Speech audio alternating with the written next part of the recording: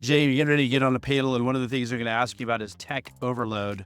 What does that look like when you're coaching clients or trying to figure out what their tech stack should look like? Yeah, great question. First, tech can become extremely overwhelming. So my first recommendation is use whatever tech you're going to be able to use and don't get overwhelmed. So there's all different types of technology in your stack. You have internal communication, external communication, and what we see as a fail point with too many companies is that there's too many logins. You have to find the marriage between consolidating your logins and just having a certain amount of tech and having the right tech. So you could have one solution for your property management software, but it doesn't necessarily mean that you should handle your maintenance work orders in that solution. So you have to decide what is going to be the best solution for you and not get overwhelmed, and make sure that when you do implement that you have a who on your team that is the integrator, someone who can actually pay attention to that. I had a coaching call the other day and they implemented two systems. One of them was Ted and Turner, and there were massive fail points. So the first claim is that, Ted and Turner is glitchy. Is it glitchy, or who was the person who was implementing it, and were they overwhelmed? Were they able to spend the right time, and did you have the right plan to implement that? Because it's a project, and if you don't treat it like a project, and if you don't have what determines success of implementation of that project, and if you don't track and measure how well that's going, then you're bound to fail either way. So take those points into consideration when you're trying to figure out how to stack up your tech. Yeah, Jay, if you were talking to a property management company that say is managing 150 units, and up until now, the only thing they actually have is their property management software. So they have the property management software, but they're at a place where they're ready to start to invest more resources into their business. If you could think of 5 categories of tech that they should add to their tech stack, what categories do you think they should consider? Yeah, the first one is going to be a CRM. Figure out your CRM, whether you're using Lead Simple or Apply or something else. We use Go High Level, and that's very effective for us, but it's going to be what people are logging into. The second tech, I would look at process software. You can use Monday.com or even Lead Simple. It just depends on 150 doors. You actually might be ready for something like Lead Simple or Apply.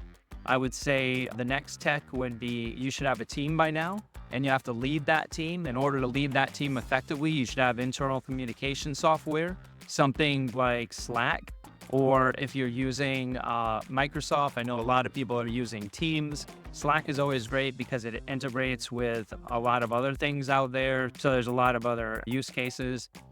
You might want to look at maintenance software. Larger companies will typically start looking at Property Meld, but smaller companies, you might be able to manage your maintenance within your property management software, but you may not as well. So you should be looking at that. And yeah, those are 4 that I would say that just jump out. Maybe number 5 would be showing software. Yeah, showing software, exactly. So Ted and Turn or Show Mojo is going to increase the amount of self-showings, which is going to decrease the amount of labor and increase the efficiency. And all of that is going to end up being profit in your pocket at the end of the day. Jay, you're going to speak in a panel here at this conference, and I noticed one of the questions is about the importance of personalization of service. And this is a question that we get a lot, and as AI is really rolling out, right? A lot of people are feeling like, oh yeah, AI is going to just automate a lot of things, and it'll actually eliminate some jobs in the company. But how do you see that play out in reflection of the importance of high level of customer service? Yeah, there's 2 trains of thought, right? It's one, I want to automate as much as possible. And then there's the other train of thought where people don't want to automate because they feel that's going to take away from the personal touch. When in reality, it has to be a balance between both. While we want to have great processes and automation in place, like we still need to be able to find ways to insert ourselves so that we give a great customer journey and not be so rigid on specific things. This is our policy around this, and we have to do certain things this way. Like, we need that human touch involved. So With AI, most people feel like something that's going to take away from the personalized experience and that AI is going to replace our team. But in actuality, AI is just a tool. AI is a tool that's going to increase personalization and customer communication, and it's going to increase efficiency because it's going to be easier for your team to do their job. So how AI plays into the personalization is that AI will allow your team to have more time to free up and actually be chatting with your customers. And AI is also very customizable when you have it in certain workflows. So generative AI, and you'll see it in some tools now, and you'll see it more later in property management specific tools. But AI like ChatGPT API integrations, that can customize the messaging that is sent out to your client based on the responses that you're getting. Chatbots on certain websites, and you don't see these much in property management right now, but you will. Elise AI, which is real estate specific, had, I think, over $1 billion invested into that company, and that company was founded on chatbots with generative AI. So you're going to see a lot more personalization when it comes to that as well.